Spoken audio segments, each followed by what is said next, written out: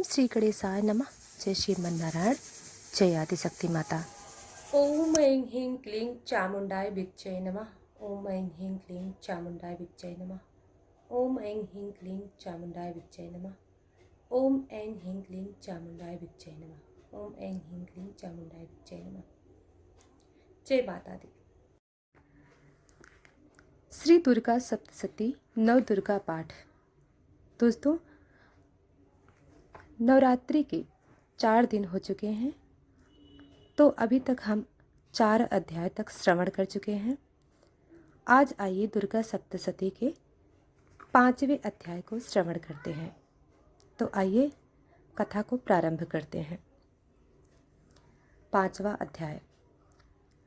ऋषि बोले, पूर्व समय में शुंभ और निशुंभ नामक महाअसुरों ने अपने बल के मद से इंद्र के तीनों लोकों का राज्य और यज्ञ के भाग छीन लिए।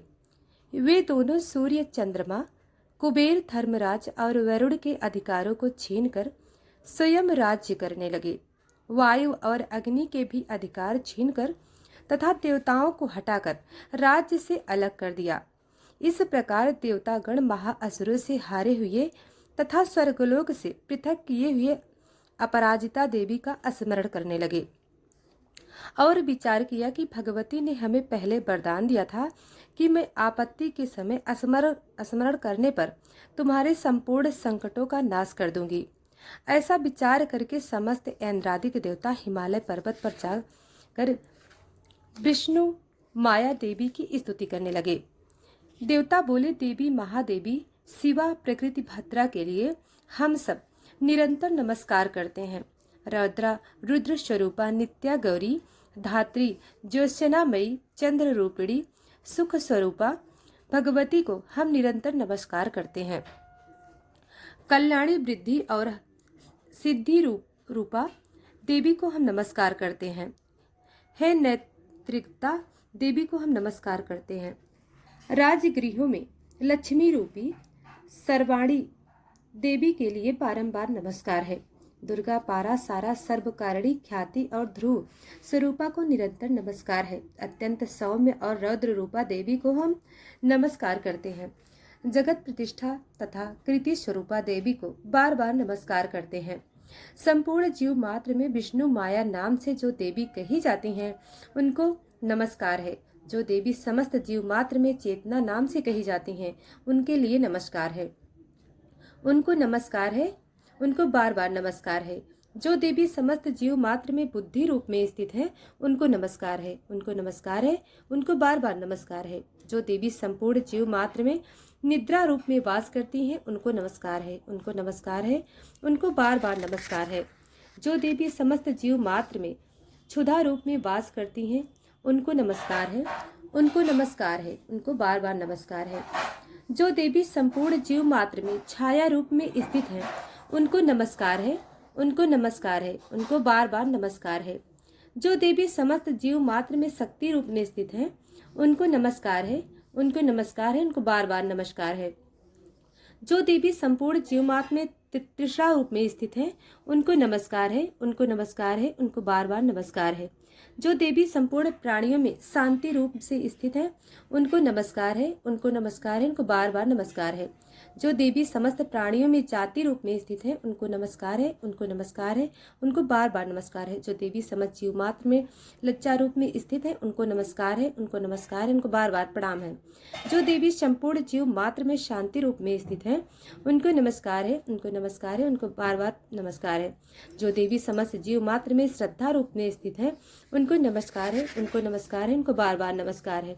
जो देवी समस्त जीव मात्र में कांति रूप में स्थित है, उनको नमस्कार है, उनको नमस्कार, उनको बार बार नमस्कार है। जो देवी समस्त जीव मात्र में लक्ष्मी रूप में स्थित है, उनको नमस्कार है, उनको नमस्कार है, उनको बार बार नमस्कार है। जो देवी समस्त जीव मात्र में वृत्ति रूप में स्थित है, उनको नमस्कार है, उनको नमस्कार है, उनको बार बार नमस्कार है। जो देवी समस्त जीव मात्र में स्मृति रूप से स्थित है, उनको नमस्कार है, उनको नमस्कार है, उनको बार बार नमस्कार है। जो देवी समस्त जीव मात्र में तुष्टि रूप से स्थित है, उनको नमस्कार है, उनको नमस्कार है, उनको बार बार नमस्कार है। जो देवी समस्त जीव मात्र में माता रूप में स्थित है, उनको नमस्कार है, उनको नमस्कार, उनको बार बार नमस्कार है। जो देवी समस्त जीव मात्र में भ्रांति रूप में स्थित है उनको नमस्कार है, उनको नमस्कार, उनको बार बार नमस्कार है। जो देवी समस्त इंद्रियों तथा अखिल जीव मात्र की अधिष्ठात्री हैं और समस्त जीव मात्र में निरंतर व्याप्त रहती हैं, उनको बार बार नमस्कार है। जो देवी इस समस्त संसार में चैतन्य रूप में व्याप्त रहती हैं, उनको नमस्कार है, उनको नमस्कार है, उनको बार बार नमस्कार है।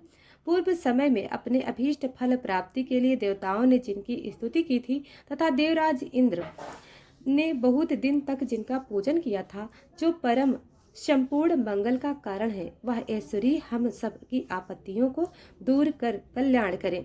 प्रचंड दैत्य से कष्ट पाकर इसी समय सभी देवता शरण में आकर जिसको प्रणाम करते हैं और शक्ति सहित विनय पूर्वक जिसका ध्यान करते हैं, वह ईश्वरी तत्क्षण हमारे संकट को दूर करे।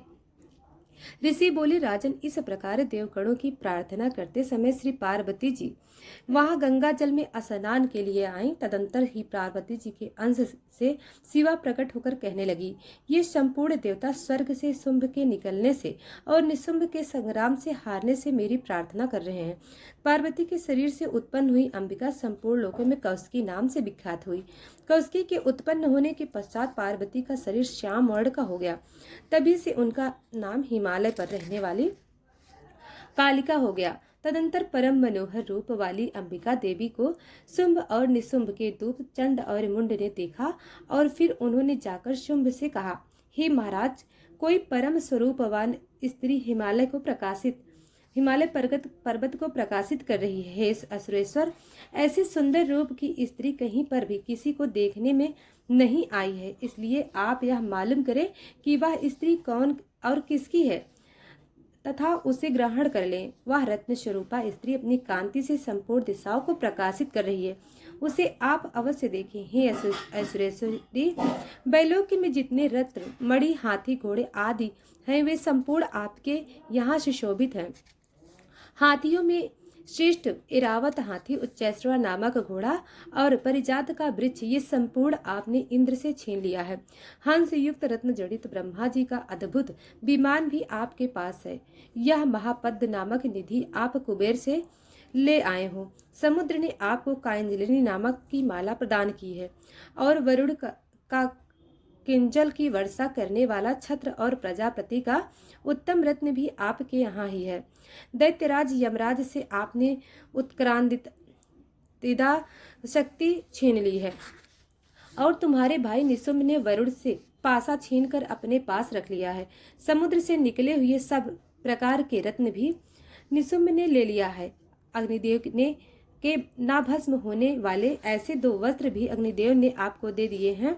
दैत्यराज, आपने इस तरह सभी रत्नों को एकत्रित कर लिया है और फिर आप स्त्रियों में रत्न रूप कल्याण करने वाली उस स्त्री को क्यों नहीं लाते? ऋषि बोले, शुंभ ने ऐसी चंडमुंड की बातें सुनकर असुर सुग्रीव को दूत बनाकर देवी के पास भेजा और उसे समझाकर कहा, मेरी आज्ञा से उससे इस तरह कहना तथा ऐसा कार्य करना कि वह शांति पूर्वक राजी खुशी से मेरे पास चली आवे।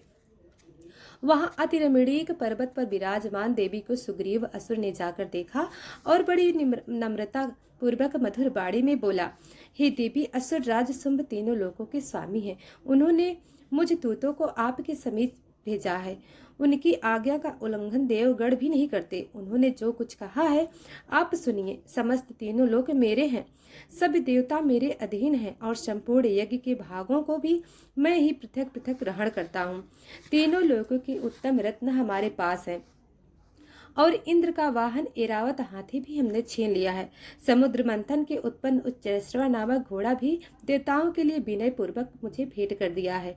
हे शोभने, इनके अलावा अन्य जो कुछ भी ना रत्न देवता, गंधर्व तथा नागों के पास थे, वे सभी हमको प्राप्त हो गए हैं। हे देवी, हम तुमको संसार भर की स्त्रियों में रत्न समझते हैं, क्योंकि रत्नों के भोगने वाले तो केवल हम ही हैं। हे चंचल नेत्र वाली, तुम मेरी या महापराक्रमी मेरे भाई निशुंभ की सेवा में आ जाओ, क्योंकि तुम रत्न स्वरूपा हो। आपको ग्रहण करने से तुम्हें अतुल ऐश्वर्य मिलेगा। ऐसा अपनी बुद्धि से विचार कर हमारी पत्नी हो जाओ।